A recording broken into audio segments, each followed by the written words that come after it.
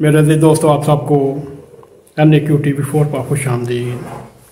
आज हम बैठक विद हम है पाकिस्तान जर्मनी के एक नए प्रोग्राम के साथ आपके सामने हम पैनल से ये पूछेंगे कि पाकिस्तान में मौजूदा हालात में अमन कैसे कायम हो सकता है। अब हम शुरू करते हैं मोहतरम असदुल्ला तारक साहब से। शुक्रिया नईम साहब, आपने सवाल किया है कि पाकिस्तान में अमन कैसे कायम हो सकता है आजकल के मौजूदा हालात के तनाजुर में। तो मुझे बहुत ही मुआवजर के साथ कि आजकल के जो पाकिस्तान के हालात हैं पिछले 73 सालों में या 75 सालों में कभी अच्छे नहीं हुए, और अभी भी मौका है कि हम जो ये हालात हैं किसी तरीके से सही कर सकते हैं अगर हम अपनी माजी की गलतियों से कुछ सीखें। अब हम इस तरह नहीं हालात को ठीक कर सकते कि जो मौजूदा लोग हैं वो ये कर लें और ये कर लें और वो कर लें, नहीं, हमें अपनी पिछली गलतियों को एनालाइज करना पड़ेगा और देखना पड़ेगा कि किन गलतियों की वजह से हम आज इस नहज पर पहुंचे हैं कि हम किसी को भी माफ करने पे तैयार नहीं है, और ना ही हमारे आपस में मुशावरत कर सकते हैं, और हर शख्स जो है वो अपने लिए कोशिश कर रहा है। और बातें तो बहुत ज्यादा हैं, अगर करेंगे तो वो सियासी हो जाती हैं, लेकिन जो एक मेन वजह बहैसियत ओवरसीज पाकिस्तानी मुझे नजर आ रही है पाकिस्तान में, वो ये है कि जिन लोगों की मैंडेट है या जिन लोगों की ज्यादा है उनकी बात मानी नहीं जा रही है। अकलियत को जो है उसका बना दिया गया अक्सरियत, और अक्सरियत को बना दिया गया अकलियत। ऐसा ही 1971 में हुआ था और आपके नतीजे हम लोगों ने देख लिए थे। तो मुझे वो ज़माना याद है 1971 का, और मैंने वो ज़माने में बिल्कुल हर चीज़ देखी भी है और इसी तरह के हालात थे। तो मैं ये कहता हूँ कि हमें गलतियों से कुछ सीखना चाहिए, चाहे कोई भी पार्टी है, जो कुछ भी है। खुदा रहा कुछ मतलब अकल के नाखून लें और हमें किसी नतीजे पर पहुँचने दें। बहुत शुक्रिया जी। जनाब, आपने पूछा कि अमन कैसे हो सकता है, तारिक साहब ने भी रोशनी डाली है, मैं इसकी तारीफ नहीं करूंगा। जो 1971 के हालात हुए या जिस तरह पेश किए जा रहे हैं, ये जो हालात पेश किए जा रहे हैं ये वही सानिया मांग रहे हैं जो 1971 में हुआ था। तो ऐसा नहीं है, 1971 तक जो हालात हुए थे उसमें सिर्फ किसी एक का कसूर तो नहीं था, उसमें पूरी दुनिया की ताकत लगी हुई थी पाकिस्तान को अलग करने में। और 1958 में जब पाकिस्तान में पहला मार्शल लगा, उसके बाद उनमें एहसास महरूमी पैदा होता चला गया, क्योंकि हमने उनसे सलूक यकसा रवा नहीं रखा। उसका फायदा उठाते हुए दुश्मन आगे तैयार थे, उन्होंने वहां पे अपने जंग छोड़ दिए। और सबसे बड़ी जो बात थी, हिंदुस्तान का उसको बॉर्डर लगता था, मुक्ति पानी के गुंडों ने वहां पे तबाही मचाई। पाक फौज की वर्दियों में वहां पे जुल्म ढाए गए और फौज को बदनाम किया गया। और जो जीबरमान था या अपना जुल्फकार अली भुट्टो था, ये भी अपनी इक़्तिदार के हद तक ये दीवाने थे। भुट्टो उसका हक बनता था जीबरमान का, इसमें कोई शक नहीं, लेकिन भुट्टो नहीं चाहता था, जागीरदारों का होल्ड था। तो इसमें बहुत सारे मामले शामिल है, एक मामले शामिल नहीं है। और ना इसमें हालात वैसे हैं, जीबरमान कुछ सेंस रखता था, वो अपने जो जितने भी वो मुखालिफिन थे, सियासी मुखालिफ थे या सियासी पार्टी, उनसे वो बातचीत भी करता था। उसकी भुट्टो से मीटिंग हुई, वली खान से हुई, और इसी तरह नवाब नसरुल्लाह खान, मतलब वो टेबल टॉक पे भी यकीन रखता था बेशुमार इख्तिलाफात के बावजूद। अब की जो क़यादत है ये एक जिंदगी किस्म की क़यादत है, तो ये सियासतदान जिंदे करके एक दूसरे से बात करना भी गुहार नहीं करते। तो इसलिए ये बात इन्होंने जो छेड़ी ऐसी है, वो जो मौजूद था वो उससे आगे बहुत आगे ले गए हैं। तो इसमें तो बड़ी लंबी बहस हो सकती है, इसमें इनके भी दलाल बड़े हो सकते हैं, मेरे भी हो सकते हैं, और हम दोनों भी ठीक हो सकते हैं। मतलब वो इस तरह के हालात वहां पे हुए हैं। तो ये मेरा नहीं ख्याल कि ये आपका जो प्रोग्राम है इसको आप ऑन द रिकॉर्ड लेके जाएं, ये एक बड़ी अलग बहस शुरू हो जाएगी। अमन की बात कर लेते हैं, ये बंद करें तो मैं नए सलूसी अगर आप मीटिंग कर सकते हैं। तो पाकिस्तान में जो आपका जो सवाल था मेन, वो जो मेरी समझ में आता है कि अमन में उसी में कायम हो जाता है जब एक दूसरे का एहतराम करें और सब मिलके एक फिक्र करें कि पाकिस्तान को बचाना है? जी, आपका सवाल बड़ा जबरदस्त है कि अमन कैसे हो सकता है। میں یہ سمجھتا ہوں کہ سارے محب وطن ہیں، تو ان سب کو بیٹھ کے سوچنا چاہیے. اس وقت پاکستان شدید ترین معاشی ابتلی کی طرف جا رہا ہے، حالات کی طرف جا رہا ہے. تو اور یہ جو جتنے بھی سیاستدان ہیں ہمارے، میں مطلب میرے نظر میں یہ ایک بڑے منتخب ہیں، یا جس طرح کے لیے ہیں ہمارے ممبر ہیں، تو ان سب کو مل جل کے کوئی ایسا لائے عمل بنانا چاہیے جس سے یہ ملک مضبوط ہو اور آپس میں یکجہتی پیدا ہو، اور یہ ضدوں کو اور دشمنیوں کو پس پوش رکھنا چاہیے، اور صرف اپنے وطن کا سوچے. تو تب یہ حالات اس طرف جا سکتے ہیں، بہتری طرف. ادروائز اس طرح یہ ہم تقسیم ہوتے رہیں گے جیسے ہیں. اب ہم اسی سوال کے تناظر میں جو موجودہ نوجوان نسل ان سے سوال کرتے ہیں، ان کے اس تناظر میں کیا خیالات ہیں؟ جی السلام علیکم، میرا نام حسن جہانگیر ہے، یوتھ فیم صدر ہم ہے پاکستان جرمنی. میں اپنی بات ایک چھوٹے سے شعر سے سٹارٹ کرنا چاہتا ہوں. یقین ہو کہ نہ ہو بات یقین کی ہے، یقین ہو کہ نہ ہو بات یقین کی ہے، ہمارے جسم کی مٹی اسی زمین کی ہے. بات آپ نے امن کی ہے کہ امن تب تک حالات نہیں بدل سکتے جب ہم خود اپنے حالات نہ بدلیں. سب سے پہلے ہمیں اپنے آپ سے شروعات کرنی ہوگی.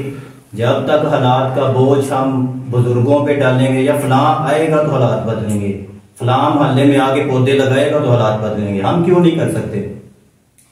ہمیں یہ سوچ خود سے لانی ہوگی. حالات دیکھو، اگر فلاں بندے نے پودا لگایا تو اس نے دے کے کہہ دیا یار اس نے لگایا ہم کیوں نہیں لگا سکتے. فلاں نے کسی غریب کو ریڑھ لگا کے دے دی، اس کے سوچے یار اس نے لگا دی ہم کیوں نہیں لگا کے دے سکتے. تو سب سے پہلے جو ہمیں اپنے اندر سے خود کو حالات سے لڑنے کے قابل بنانا ہوگا. تو اس کا بہتر حال یہی ہے، خود کو بدلیں، نہ کہ دوسروں پہ بوجھ ڈالنے کے فلاں کرے گا یا ہم کریں گے. شکریہ. اور اسی تناظر میں ہم طاہر چیمہ صاحب سے درخواست کرتے ہیں وہ بھی اپنے جو نوجوان نسل کے خیالات ہیں اس کے بارے میں کچھ. پاکستان کے جو حالات ہیں، کیا آپ کو لگتا ہے کہ ہمیں کسی لائے عمل کی ضرورت ہے؟ لائے عمل تو ہمارے پاس ہے، 73 قائم ہے. مسئلہ یہ ہے کہ اس لائے عمل پہ عمل کب ہوگا. رول آف لا.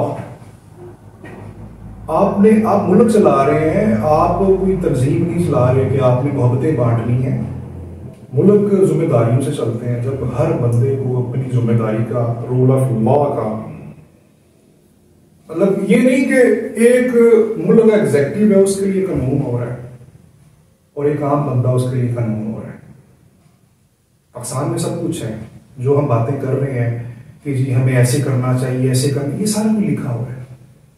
لیکن اصل پرابلم کیا ہے کہ بھائی ان چیزوں پہ عمل کیسے ہوگا، کون کروائے گا؟ ہم اپنے بڑوں سے بھی سنتے آئے ہیں اور اب ہم خود بھی دیکھ رہے ہیں کہ جس کی لاٹھی اس کی بھینس. یہی کچھ ہوتا آ رہا ہے اس ملک میں.